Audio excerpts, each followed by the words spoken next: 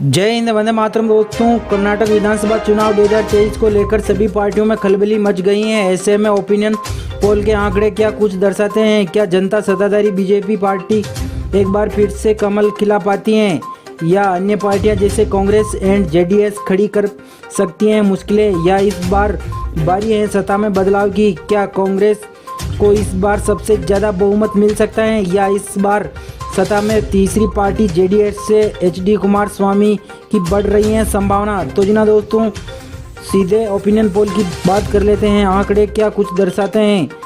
नमस्कार दोस्तों, आप देख रहे हैं बीटीएन न्यूज। देश विदेश की तमाम खबरें पाने के लिए चैनल को सब्सक्राइब कर छोटी सी बेल आइकन को भी दबा लें, जिससे आप देख सके ऐसी न्यूज अपडेट वीडियो सबसे पहले। तो जी ना दोस्तों, आपका बिना समय गवाए हुए बात कर लेते कर्नाटक की 224 विधानसभा सीटों का, जिसमें से किस पार्टी के खाते में कितनी कितनी सीटें जा सकती हैं क्षेत्रवाइज बात करेंगे।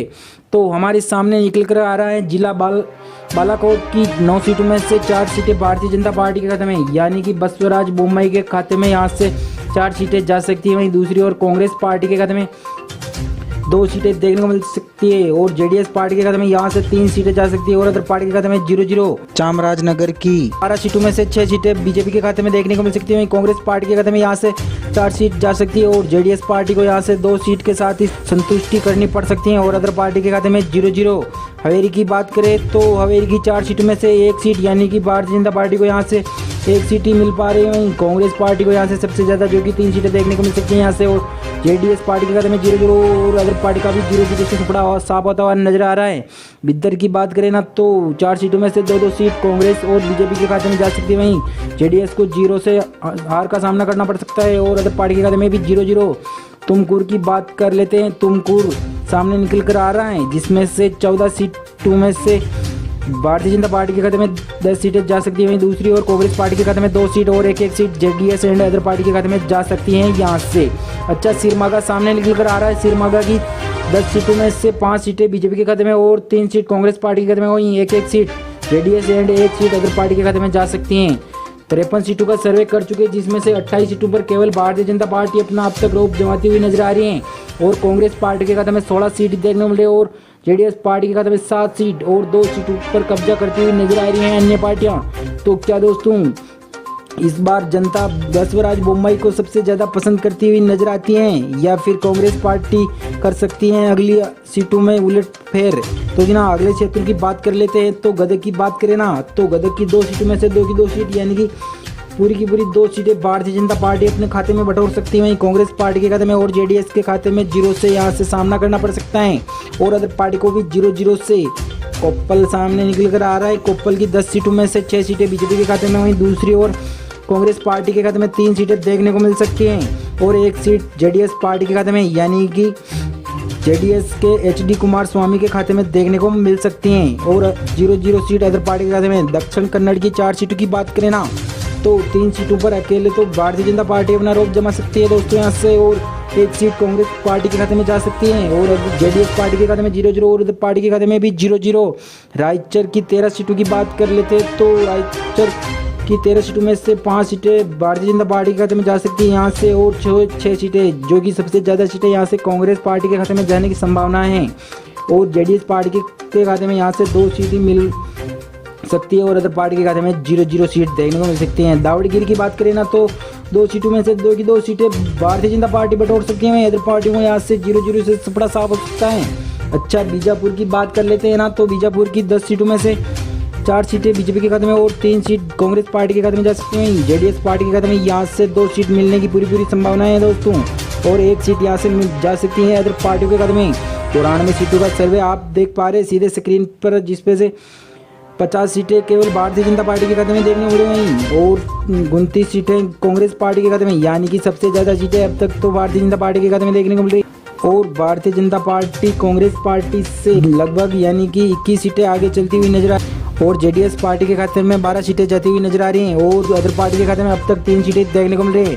तो क्या अगले क्षेत्र की बात करें ना दोस्तों तो सामने निकल कर आ रहा है दाखड़ की 2 सीटों में से 1-1 सीट भारतीय जनता पार्टी और कांग्रेस पार्टी के खाते में देखने को मिल सकती है। इधर जेडीएस और अदर पार्टी के खाते में 0-0 सीट ही देखने को मिल रही है। बेंगलुरु ग्रामीण की बात करें ना तो 8 सीटों में से 3 सीटें बीजेपी के खाते में और 2 सीट कांग्रेस पार्टी के खाते में और 3 ही सीटें यहाँ से जेडीएस पार्टी के खाते में, यानी कि भारतीय जनता और जेडीएस पार्टी के खाते में यहाँ से 3 सीटें यानी समान सीटें देखने को मिल रही हैं। और अदर पार्टी के खाते में 0 सीट। कोडगू की बात करें तो कोडगू की 1 सीट में से पूरी सीट यहाँ से भारतीय जनता पार्टी अपने खाते में बटोर सकती है। वहीं अदर पार्टियों को यहाँ से 0 से सामना करना पड़ रहा है। अच्छा, बेंगलुरु शहर की बात करें ना तो 2 सीटों में से 2 की 2 सीट भारतीय जनता पार्टी के खाते में, अदर पार्टी के खाते में 0। बेसलारी की 5 सीटों की बात कर लेते हैं, जिसमें से भारतीय जनता पार्टी के खाते में यानी कि 4 सीटें तो केवल भारतीय जनता पार्टी अपने खाते में बटोर रही। वहीं 1 सीट से यहाँ कांग्रेस पार्टी का खाता खुलता हुआ दिखाई दे रहा है और अदर पार्टी के खाते में तो 0 ही देखने को मिल रही। अच्छा, मैसूर की बात कर लेते हैं ना तो मैसूर की 22 सीटों में से बीजेपी के खाते में 10 सीटें जा सकती हैं। कांग्रेस पार्टी के खाते में यहाँ से 7 सीटें देखने को मिल सकती हैं। वहीं जेडीएस पार्टी के खाते में 3 सीट और अदर पार्टी के खाते में 2 सीटें देखने को मिलेंगी। 134 सीटों का सर्वे कर चुके हैं, जिसमें से 71 सीटें भारतीय जनता पार्टी के खाते में देखने को मिलेंगी। दूसरी ओर कांग्रेस पार्टी के खाते में 40 सीटें देखने को मिली। वहीं दूसरी ओर जेडीएस पार्टी के खाते में 18 सीटें देखने को मिल रही हैं और अदर पार्टी के खाते में 5 सीटें देखने को मिली। तो जी ना दोस्तों, अपनी राय कमेंट बॉक्स में जरूर बता दीजिएगा कि किस पार्टी की बन पाती है सरकार। क्या बीजेपी एक बार फिर से बना पाती है अपनी सरकार। तो अगले क्षेत्र की बात करें ना दोस्तों तो बात कर लेते हैं बेलगाम की 3 सीटों में से 2 सीट बीजेपी के खाते में जा सकती है। वहीं 1 सीट कांग्रेस पार्टी के खाते में और 0 seat JDS and other party के खाते में जा सकती हैं। कोलार की बात करें, कोलार की 9 सीटों में से 4 सीट यानी कि समान सीटें भारतीय जनता पार्टी और कांग्रेस पार्टी के खाते में जा सकती है। वहीं 1 सीट यहाँ से जेडीएस पार्टी के खाते में देखने को मिल सकती हैं और अदर पार्टी के खाते में 0। मध्य की 17 सीटों की बात करें ना तो 6 सीटें बीजेपी के खाते में जा सकती हैं। वहीं कांग्रेस पार्टी के खाते में यहाँ से 8 सीटें जा सकती है, जो कि सबसे ज़्यादा सीटें यहाँ से कांग्रेस पार्टी के खाते में जा सकती है। वहीं दूसरी ओर जेडीएस पार्टी को यहाँ से 2 सीटों के साथ ही संतुष्टि करनी पड़ सकती है और अदर पार्टी के खाते में 1 सीट देखने को मिल सकती हैं। गुकबंगा की बात करें ना तो गुकबंगा की 2 सीटों में से 2 की 2 सीटें यहाँ से कांग्रेस पार्टी अपने खाते में बटोर सकती है। वहीं अदर पार्टी के खाते में 0 और जेडीएस पार्टी के खाते में भी 0। बीजेपी की 13 सीटों की बात कर लेते हैं। बीजेपी की 13 सीटों में से 7 सीटें भारतीय जनता पार्टी के खाते में और 2 सीट कांग्रेस पार्टी के खाते में और 4 सीट यहाँ से जेडीएस पार्टी के खाते में जाती हुई नजर आ रही है। अदर पार्टी के खाते में 0। चिक्कमगलूर की बात करें तो 9 सीटों में से 4 सीटें भारतीय जनता पार्टी के खाते में, 2 सीट कांग्रेस पार्टी के खाते में देखने को मिल सकती हैं यहाँ से और जेडीएस पार्टी के खाते में 3 सीटें और अदर पार्टी के खाते में 0। 187 सीटों का सर्वे सीधे स्क्रीन पर देख पा रहे, जिसमें से 94 सीटों पर तो भारतीय जनता पार्टी अपना रोब जमाती हुई नजर आ रही है। दूसरी ओर कांग्रेस पार्टी 59 सीटों पर और जेडीएस पार्टी सीमित रह पा रही है 28 सीटों के साथ ही और 6 सीटें अदर पार्टियों के खाते में जा सकती हैं।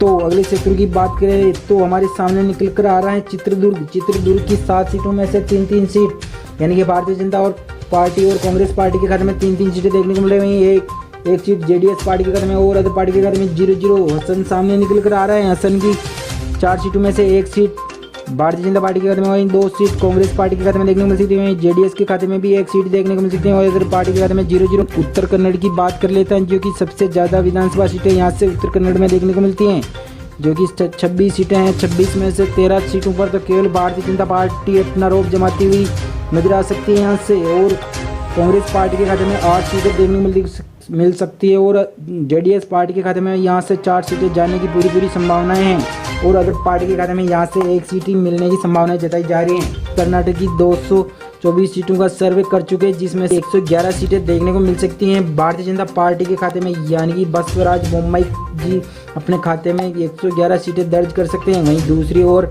कांग्रेस पार्टी के खाते में 72 सीटें देखने को मिल रही हैं और जेडीएस पार्टी के खाते में 34 सीटें हैं और अदर पार्टी के खाते में 7 सीटें देखने को मिल रही हैं। तो जिस प्रकार देखा ना जाए तो सबसे ज़्यादा तो भारतीय जनता पार्टी के खाते में देखने को मिली, वहीं सेकंड स्थान पर कांग्रेस पार्टी के खाते में और थर्ड स्थान पर देखा जाए तो जेडीएस पार्टी के खाते में। तो जी क्या दोस्तों, जेडीएस पार्टी और कांग्रेस पार्टी गठबंधन कर अपनी सरकार बना पाती हैं? तो ऐसे में आपका क्या कहना है, अपनी राय कमेंट बॉक्स में जरूर बता दीजिएगा। और वैसे भी बात करें ना तो अगर जेडीएस पार्टी और कांग्रेस पार्टी गठबंधन भी करे फिर भी इतनी सीटें भारतीय जनता पार्टी के बराबर नहीं हो पा रही हैं। तो जी दोस्तों, ये था छोटा सा ओपिनियन पोल जो हम आपके लिए लेकर आए थे। तो मिलते हैं अगले वीडियो में, तब तक के लिए धन्यवाद दोस्तों।